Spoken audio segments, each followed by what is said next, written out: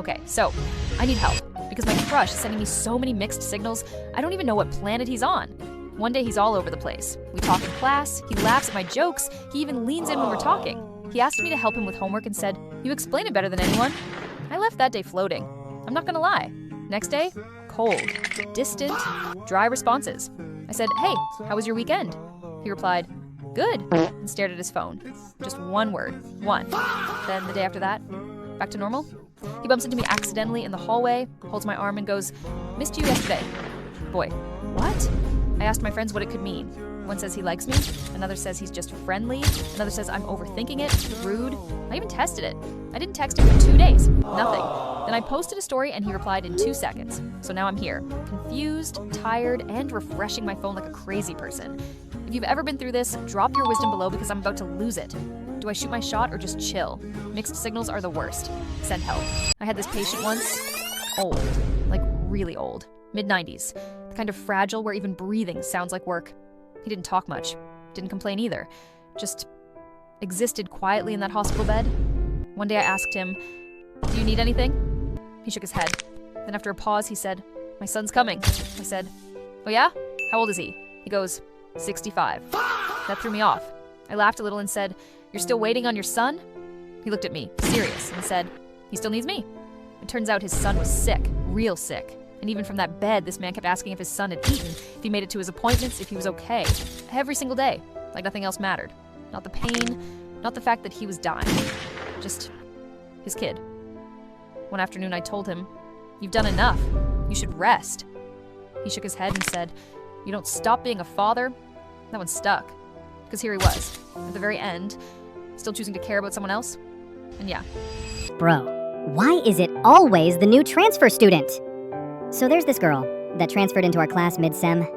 Like, soft brown hair, angel face, round eyes. Like she walked in, and the whole room lagged. And I was like, okay, calm down. She's just a normal person. She was not normal. Day 1, already friends with everyone. Day 3, she knows people's birthdays. People are saving her a seat. Meanwhile me, still raising my hand like it's my first day since 2019. And bro, here's the worst part. She smiled at me once. One time. And suddenly I'm fixing my posture, checking my outfit, acting like I understand calculus. Like, who am I? And then one day, she sat next to me, and that's when everything got weird. I think she might actually notice me.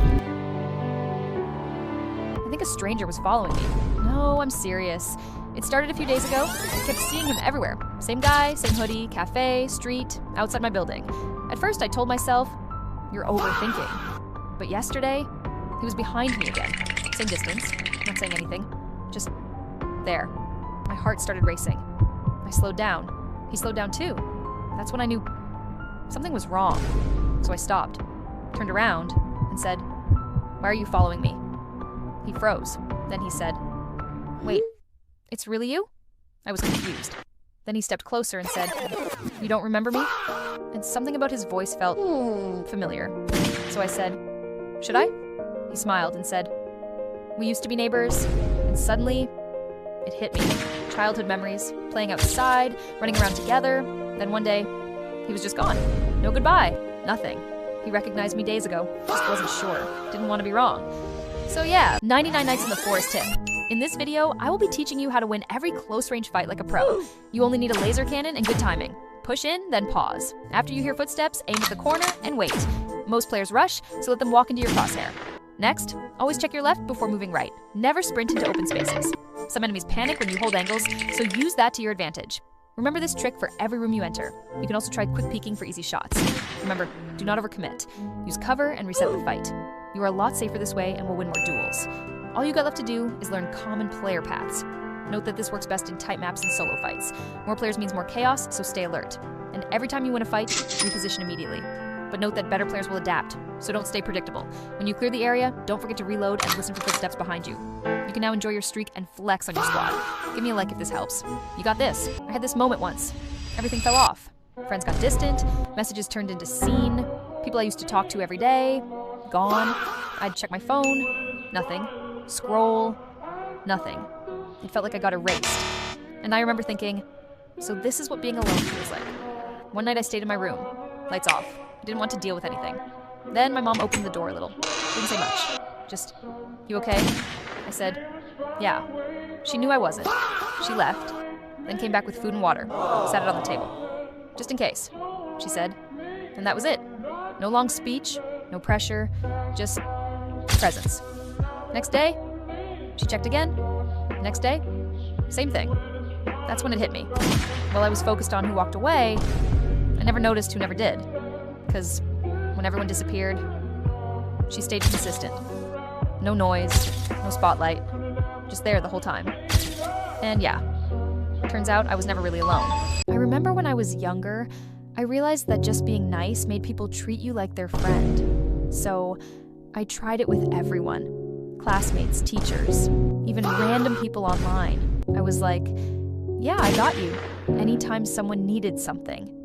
I remember one time in school, there was this kid who always sat alone, never talked to anyone. I just sat next to him and started a conversation like it was normal. At first, he barely responded.